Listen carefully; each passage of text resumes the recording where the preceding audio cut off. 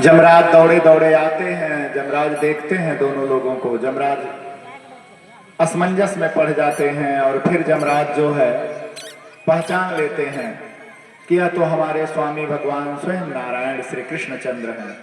और यह भगवान स्तुति करने के बाद कहते हैं कि प्रभु मेरे लिए क्या आज्ञा है। आप तो लीलार्थ आए हैं भगवान, मेरे लिए क्या आदेश है। कहते हैं धर्मराज। जमराज हाथ जोड़ के खड़े हो गए। उन्होंने कहा प्रभु आपके प्रत्येक अवतार का मैं साक्षी रहता हूं। आपके आदि नारायण अवतार के बाद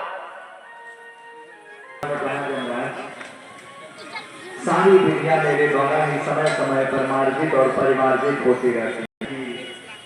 एक आत्मा काफी दिन से प्रतीक्षारत है मेरे यहाँ, और वो निर्दोष भगवान पूछते हैं उस जीव से जो जीव करता है कि हाँ मैं संदेशनी आश्रम से ही आया। वापस भेजते हैं और भगवान अपने गुरुपुत्र को लाते हैं। अपने गुरुपुत्र को लाकर गुरु जी को देते हैं। आप भगवान एक योग्य शिष्य हैं, गुरु धर्म का पालन करने वाले हैं, ईश्वर की सत्ता का पालन करने वाले हैं। तो इस प्रकार भगवान ने सबसे अच्छे गुरुपुत्र को जमराज के आश्रम में वापस आकर गुरु जी को सौंप दिया और लेकर विदा करती हैं। दोनों भाई जो है अपने सभी मित्रों से मिलते हैं और मित्रों से जब मिलते हैं वहां से लौटते हैं। अक्रूर जी आए हुए हैं ले जाने के लिए। दोनों भाई वहां से मथुरा वापस आते हैं। कुब्जा के घर ले चलिए। भगवान ने वचन दिया था ना कुब्जा को कि जब आऊंगा तो सबसे पहले तुम्हारे ही घर आऊंगा। तो कुब्जा जो है देवी पृथ्वी का ही रूप है और भगवान अपने दिए वचन को पालन करने के लिए रात्रि विश्राम कुब्जा के यहाँ भगवान किए थे। और फिर सुबह भगवान आए थे। माता पिता सबके साथ बैठते हैं और बैठने के बाद जो है प्रभु सबसे समाचार पूछते हैं। फिर सभी नात रिश्तेदारों के बारे में पूछते हैं कि मेरी बुआ कहाँ कहाँ ब्याही गई है, मेरी बहनें कहाँ हैं, भाई बंधु कहाँ हैं। तो ये भ्रम निकाल रहे हैं। 45 भाई बहन थे।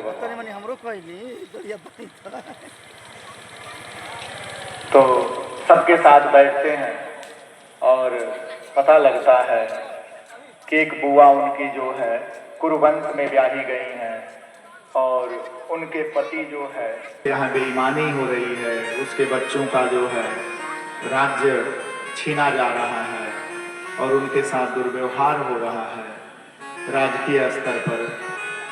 तो इस तरह की बहुत सारी बातें भगवान को सुनने को मिलती हैं और भगवान माता पिता सबको संतुष्ट करने का प्रयास करते हैं।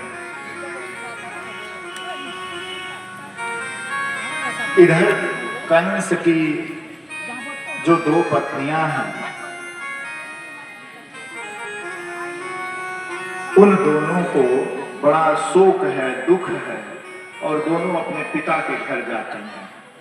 उनका पिता जरासंध था, मगध का राजा जरासंध जो है कंस का ससुर था। उन्होंने जाके अपने पिता को बताया तो जरासंध बहुत क्रोध करता है और भगवान को मारने की प्रतिज्ञा कर देता है और प्रतिज्ञा करके बड़ी भारी सेना लेकर वह मथुरापुरी पर चढ़ाई कर देता है।